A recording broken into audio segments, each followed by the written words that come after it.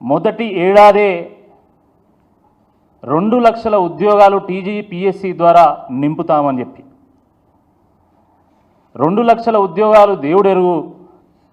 కానీ ఎంతో ప్రతిష్టాత్మకమైనటువంటి టీజీపీఎస్సీ ద్వారా నిర్వహించేటువంటి గ్రూప్ 1 పరీక్షల్లో కనీసం 20,000 పేపర్లు కూడా సరిగ్గా దిద్దలేనటువంటి నేపథ్యంలో పిల్లల భవిష్యత్తును, ఈ రాష్ట్ర పరిపాలనకు దిశ నిర్దేశం చేసేటువంటి ఈ గ్రూప్ 1 యాస్పిరెంట్స్ యొక్క తలరాతను వీళ్ళు 2 నిమిషాల్లో కొట్టేసినటువంటి సందర్భంలో ఈరోజు మనం తెలంగాణ భవన్లో ఈ ప్రెస్ మీట్లో మాట్లాడుకోవడం నిజంగా చాలా దురదృష్టకరం. ఎందుకంటే గ్రూప్ 1 పరీక్షలు చాలా సంవత్సరాల తర్వాత జరుగుతూ ఉన్నాయి. సంవత్సరాల పాటు వేల లక్షల మంది ఈ పరీక్ష కోసం ప్రిపేర్ అవుతూ ఉన్నారు. 563 పోస్టులుంటే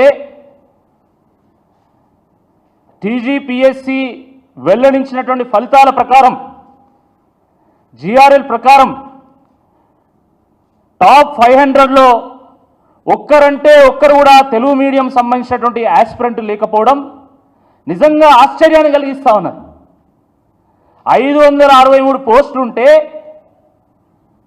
ఈ తెలుగు నేల మీద, ఈ తెలంగాణ గడ్డ మీద నిర్వహించినటువంటి తెలంగాణ పబ్లిక్ సర్వీస్ కమిషన్ నిర్వహించినటువంటి పరీక్షలో ఒక్కరంటే ఒక్కరు కూడా తెలుగు మీడియం వాళ్ళు లేరంటే ఇది ఎన్ని అనుమానాలకు తావిస్తున్నదో ఒక్కసారి అర్థం చేసుకోవాలి.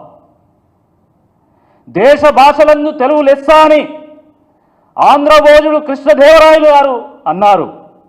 కానీ దేశ భాషలందు తెలుగును లెస్సు చేసే విధంగా ఈ రాష్ట్ర ప్రభుత్వం నిర్వాహకం ఉండడం నిజంగా విచారకరమైంది.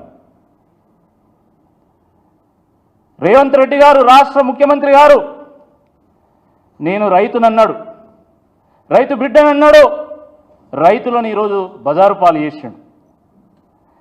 నేను రియల్ ఎస్టేట్ బిజినెస్ మ్యాన్ అన్నాడు, ఈ రాష్ట్రంలో రియల్ ఎస్టేట్ను మొత్తం కుప్పగూల్చిండు. నేను ప్రభుత్వ పాఠశాలల్లో చదువుకున్నా అన్నాడు. ఈయన అధికారంలోకి వచ్చిన తర్వాత నేటికి 2000 చిల్లర ప్రభుత్వ పాఠశాలను మూసివేసిండు. నేను తెలుగు మీడియంలో చదువుకున్నా అన్నాడు. టీజీపీఎస్సీ ఫలితాల ద్వారా తెలుగును మొత్తం ఖతం చేసిండు ఈ రాష్ట్రంలో. ఇది వాస్తవం. ఇది తెలుగు భాష కోసం, తెలుగు ప్రజల ఆత్మ గౌరవం కోసం తెలుగుదేశం పార్టీని స్థాపించి ఢిల్లీలో తెలుగు ప్రజల ఆత్మ గౌరవాన్ని ఇనుపడింపజేసినటువంటి ఘనత ఎన్టీ రామారావు గారిది.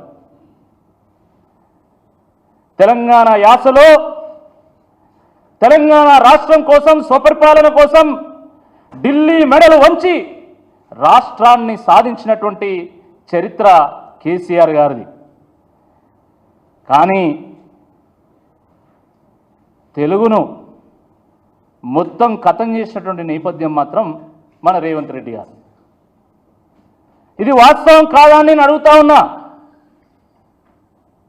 563 పోస్టులో టాప్ 500లో ఒక్కరు కూడా తెలుగు మీడియం విద్యార్థి లేనప్పుడు మీరు ఒక్క మాట చెప్తే సరిపోతుంది కదా. తెలుగు మీడియంలో చదువుకున్నోడు ఎవడు కూడా అసలు టీజీపీఎస్సీ పరీక్షలు రాయకండి, మీకు అర్హత లేదు, మీరు ఎవ్వరు కూడా ఎంఆర్ఓలు, డిప్యూటీ కలెక్టర్లు, డిఎస్పీలు, ఎంపీడీఓలు అయ్యేటువంటి సత్తా మీకు లేదు, మీరు చాతగానోళ్ళు అని చెప్పేస్తే అయిపోతుంది కదా. అంత మాత్రం దానికి మళ్ళీ వాళ్ళందరినీ పిలుచుడెందుకు, వాళ్ళందరినీ పరీక్షలకు పిలుచుడెందుకు, పరీక్షలు రాయించుడెందుకు, పేపర్లు దిద్దుడెందుకు? అంటే తక్కువ మంది ఏం రాయలే మరి తెలుగులో. దాదాపు 40% మంది తెలుగు మీడియం వాళ్ళు పరీక్ష రాసింది. సుమారుగా 20,000 మంది రాస్తే 12,200 చిల్లర ఇంగ్లీష్ మీడియంలో రాస్తే 7,700 మంది చిల్లర తెలుగు మీడియంలో రాసిళ్ళు. అంటే సుమారు 40% యాస్పిరెంట్స్ పరీక్ష రాసినప్పుడు వచ్చినటువంటి ఫలితాల్లో క్వాలిఫైడ్ పీపుల్లో లేకపోతే టాపర్స్లో 40% లేకపోయినా కనీసం 30%, 20%, 10% అని ఉండాలి కదా. అసలు ఏం జరిగిందని చెప్పి ఈ సందర్భంగా మేము ప్రశ్నిస్తూ ఉన్నాం. మాతృమూర్తిని, మాతృభూమిని, మాతృభాషను అవమానపరిచినటువంటి ఘనత కేవలం ఈ రేవంత్ రెడ్డి గారికే దక్కుతుందని చెప్పి ఈ సందర్భంగా నేను గుర్తు చేస్తున్నా. ఆయన తెలంగాణ తల్లి ఇట్లుండకూడదు, నేను ఎట్లా చూపెడితే మీరు అట్లనే చూడాలి తెలంగాణ తల్లిని అని చెప్పి తెలంగాణ తల్లిని మార్చి మాతృమూర్తిని అవమానపరిచాడు. మొత్తం ఈ తెలంగాణ దివాలా తీసిందని, మొత్తం డొల్లాని ఏమి లేదు తెలంగాణలో అని చెప్పేసి ఈ మాతృభూమిని అవమానపరిచాడు. ఈరోజు అసలు తెలుగు మీడియం చదువుకున్నాడు అక్కర్లేదు, అసలు తెలుగు మీడియంలో ఎవరు చదువుకోకండి, తెలుగు మీడియంలో చదువుకుంటే మీకు ఒక్క పోస్టు కూడా రాదని చెప్పి ఈరోజు తెలుగు భాషను, మాతృభాషను అవమానపరిచిండు. ఇది వాస్తవం కాదా అని చెప్పి ఈ సందర్భంగా నేను అడుగుతా ఉన్నాను. ఆ మధ్యలో గ్రూప్ 1 మీద, ఇతర పరీక్షల మీద చర్చ జరుగుతున్నటువంటి నేపథ్యంలో ప్రభుత్వం ఏం చెప్పింది అంటే అసలు తెలంగాణ అకాడమీ ప్రామాణికమే కాదని చెప్పింది, వికీపీడియా ప్రామాణికం అని చెప్పింది. వికీపీడియా ఎట్లా ప్రామాణికమైతే అడుగుతున్నా. వికీపీడియాలో మీలాంటోళ్ళు నాలాంటోళ్ళు రాస్తే వికీపీడియాలో మ్యాటర్ వస్తుంది. It is an open source, open platform. Anybody can go and write on Wikipedia.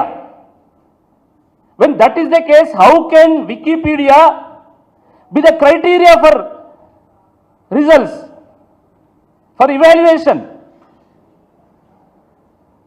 అంటే తెలంగాణ అకాడమీ ప్రామాణికం కాదు, తెలుగు తల్లి ప్రామాణికం కాదు, తెలుగు ప్రామాణికం కాదు, ఇక పోతాంటే తెలంగాణ కూడా ప్రామాణికం కాదు అని ఈ ప్రభుత్వం ఏమైనా అంటదేమో అని చెప్పి ఈరోజు అందరూ భయపడుతున్నారు.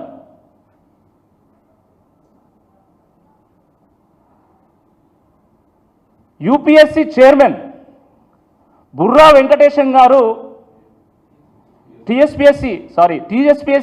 టీజీపీఎస్సీ చైర్మన్ బుర్రా వెంకటేశం గారు వారు చైర్మన్గా నియమితులు అయిన తర్వాత వారు నేరుగా వెళ్ళి యూపీఎస్సీ చైర్మన్ గారిని కలిశారు. యూపీఎస్సీ స్టాండర్డ్స్లో టీజీపీఎస్సీని తీర్చిదిద్దామని చెప్పారు. నిజంగా అందరం సంతోషపడ్డాం. ఎందుకంటే ఒక రాష్ట్ర పబ్లిక్ సర్వీస్ కమిషన్ అనేది ఎప్పుడు కూడా యూపీఎస్సీతో పోటీ పడాల. ఆ స్టాండర్డ్స్లో దాని యొక్క పరీక్షలను కానీ ఫలితాలను కానీ నిర్వహించగలగాల. కాబట్టి టీజీపీఎస్సీని కూడా యూపీఎస్సీ స్టాండర్డ్స్లో తీర్చిదిద్దుతారని చెప్పేసి అందరం కూడా సంతోషపడ్డాం. స్వయంగా వారు కూడా ఒక మేధావి, ఒక ప్రభుత్వ పాఠశాలలో తెలుగు మీడియంలో చదువుకొని ఐఏఎస్ అయ్యి ఎంతో గొప్ప పేరు తెచ్చుకున్నారు. కానీ దురదృష్టకరమైనటువంటి విషయం ఏంటంటే వారి నేతృత్వంలో ఈరోజు తెలుగు మీడియం విద్యార్థులకు ఇంత అన్యాయం జరుగుతున్నది. ఇంత అన్యాయం జరుగుతున్నదని అశోక్ నగర్లో, దిల్సుఖ్ నగర్లో, కూకట్పల్లిలో ఉన్నటువంటి ఈ గ్రూప్ 1 ఆస్పిరెంట్స్ అందరూ కూడా నెత్తి నోరు మొత్తుకున్నా కనీసం ప్రధాన పత్రికల్లో కానీ ప్రధాన టీవీ ఛానల్ కానీ ఎక్కడ కూడా దీని గురించి కనీసం వార్త లేదు. కేవలం తెలుగు గురించి కాదు ఈరోజు చర్చ. గ్రూప్ 1 పరీక్ష ఫలితాల్లో అనేక అవకతవకలు జరిగినాయి, ఎన్నో అనుమానాలు ఉన్నాయి. మొత్తం 46 పరీక్షా సెంటర్లలో టీజీపీఎస్సీ గ్రూప్ 1 పరీక్షలు నిర్వహిస్తే కేవలం టాప్ 2 సెంటర్స్లోనే, కేవలం 2 సెంటర్లోనే 74 మంది ఈరోజు టాప్ 500లో ఉన్నారు.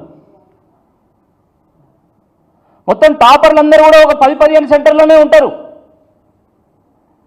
మిగతా సెంటర్లో అసలు టాపరే లేరు.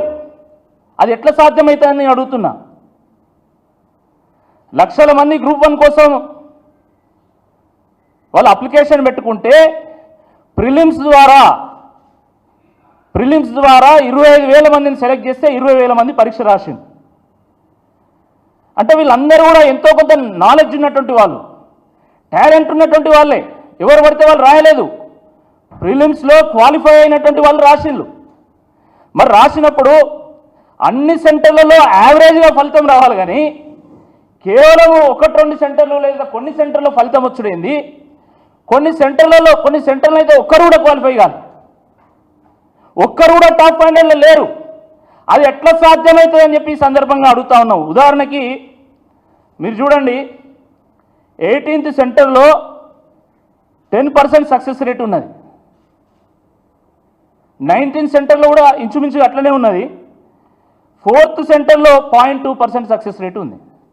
ఒక సెంటర్లో 10% సక్సెస్ రేట్ ఎట్లుంటుంది, ఇంకో సెంటర్లో 0.2, 0.3 ఎట్లుంటుంది?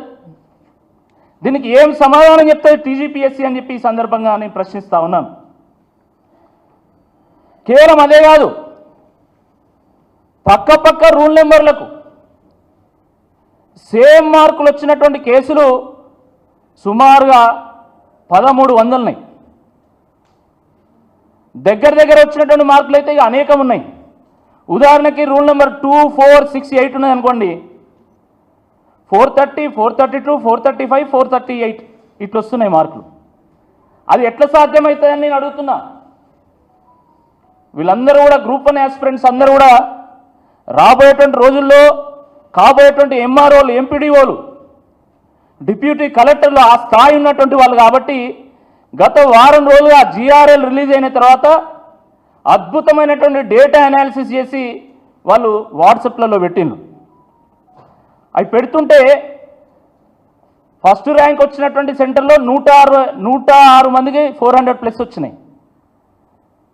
రెండో ర్యాంక్ వచ్చినటువంటి సెంటర్లో 109 మందికి 400+ వచ్చినాయి. థర్డ్ ర్యాంక్ వచ్చినటువంటి వాళ్లకు అట్లనే సుమారుగా 69 మెంబర్స్కి 450+ వచ్చినాయి, 400+ వచ్చినాయి. కొన్ని సెంటర్లలో అసలు 450+ వచ్చిన వాళ్ళు ఒక్కడు కూడా లేరు. అంటే ఏం జరిగింది అసలు? ఎట్లా ఈ రకమైనటువంటి అవకతవకలు జరిగినాయని చెప్పి ఈ సందర్భంగా మేము ప్రశ్నిస్తూ ఉన్నాం. నేను ఆ రోజే చెప్పిన, గ్రూప్ 1 పరీక్షలు నిర్వహిస్తున్నప్పుడు మొట్టమొదటిసారి నేనే చెప్పిన, దేశంలో యూపీఎస్సీ ఉన్నది, అనేక రాష్ట్రాల్లో పబ్లిక్ సర్వీస్ కమిషన్స్ ఉన్నాయి. వాళ్ళు నిర్వహించేటువంటి ఏ పరీక్షలో కూడా ప్రిలిమ్స్ ఒక హాల్ టికెట్ నెంబరు, మెయిన్స్కి ఒక హాల్ టికెట్ నెంబరు ఎక్కడ కూడా లేదు. కానీ కేవలం టీజీపీఎస్సీ మాత్రమే గ్రూప్ 1 పరీక్షలో ప్రిలిమ్స్కి ఒకటి, మెయిన్స్కి ఒకటి ఎందుకు పెడుతున్నారు, దీని ద్వారా ఏం చేయదలుచుకున్నారని చెప్పేసి నేను ఆ రోజే ట్విట్టర్లో పెట్టిన. చాలామంది గ్రూప్ 1 ఆస్పిరెంట్స్ కూడా దాన్ని సర్క్యులేట్ చేసిండ్రు. దాని మీద చాలా పెద్ద ఎత్తున చర్చ జరిగింది. ఈరోజు మేమైతే అనుమానాలు ఎక్స్ప్రెస్ చేసినామో అవే వాస్తవాలైనాయి. పక్క రూల్ నెంబర్లకు ఒకటే మార్కులు వస్తాయి, దగ్గర మార్కులు వస్తాయి. కొన్ని సెంటర్లలోనే అందరు క్వాలిఫై అవుతారు, కొన్ని సెంటర్లో ఎవరు క్వాలిఫై అయ్యారు. ఇది అనేక అనుమానాలకు దారితీస్తూ ఉన్నది. ఎంత ఘోరం అంటే, మామూలుగా యూపీఎస్సీలో 50% మార్క్స్ వస్తే చాలండి, ఐఏఎస్లు అవుతారు, ఐపీఎస్లు అవుతారు, ఐఆర్ఎస్లు అవుతారు, ఐఎఫ్ఎస్లు అవుతారు. కానీ టీజీపీఎస్సీ 900 మార్కులకు 6 సబ్జెక్టుల్లో పరీక్ష నిర్వహిస్తే టాప్ మార్క్స్ మనకు 550. టాప్ మార్క్స్ 550 అయితే యూపీఎస్సీలో ర్యాంకులు వచ్చినటువంటి వాళ్ళు, యూపీఎస్సీ ఇంటర్వ్యూ అయినటువంటి వాళ్ళకు వచ్చినటువంటి మార్కులు ఎంత అంటే కొంతమందికి 380, 390, 410. ఇంత వేరియేషన్ ఉంటుందా? 550 ఎక్కడ, 400 ఎక్కడ, 380 ఎక్కడ? ఇంత వేరియేషన్ ఉన్నది అంటేనే అనేక అనుమానాలు ఉన్నాయి. ఇలా కొంతమంది మిత్రులు అశోక్ నగర్ నుంచి వెళ్ళి నా దగ్గరకు వచ్చి చెప్పిండ్రు, అన్న థర్డ్ ఇవాల్యుయేషన్ జరగలేదు, ఫస్ట్ ఇవాల్యుయేషన్ సెకండ్ ఇవాల్యుయేషన్ జరిగింది, థర్డ్ ఇవాల్యుయేషన్ జరగలేదు. మీరు దాని గురించి ప్రశ్నించండి, మీ ప్రెస్ మీట్లో మాట్లాడండి. మన బీఆర్ఎస్ పార్టీ నాయకులందరూ ప్రశ్నించాలంటే, అరే బాబు, థర్డ్ ఇవాల్యుయేషన్ దేవుడు ఎరుగు, అసలు సెకండ్ ఇవాల్యుయేషన్ జరగలే ఈ ఎగ్జామ్లో. లేకపోతే యూపీఎస్సీలో క్వాలిఫై అయినటువంటి వాళ్ళు, యూపీఎస్సీకి ఇంటర్వ్యూ పోయినటువంటి వాళ్ళకు 380 వస్తాయి, టాపర్కి 550 వస్తాయా? గింత వేరియేషన్ ఉంటుందా? వేరియేషన్ ఉంటే ఒక 10 మార్క్స్ 20 మార్క్స్ ఉండాలి. మామూలుగా పబ్లిక్ సర్వీస్ ఎగ్జామినేషన్ కండక్ట్ చేసినప్పుడు ఫస్ట్ ఇవాల్యుయేషన్కి సెకండ్ ఇవాల్యుయేషన్కి 15% డిఫరెన్స్ ఉంటే మార్కులో థర్డ్ ఇవాల్యుయేషన్ పోవాలి. అసలు 15% డిఫరెన్స్ ఏంది? 40-50% డిఫరెన్స్ ఉంది ఇక్కడ.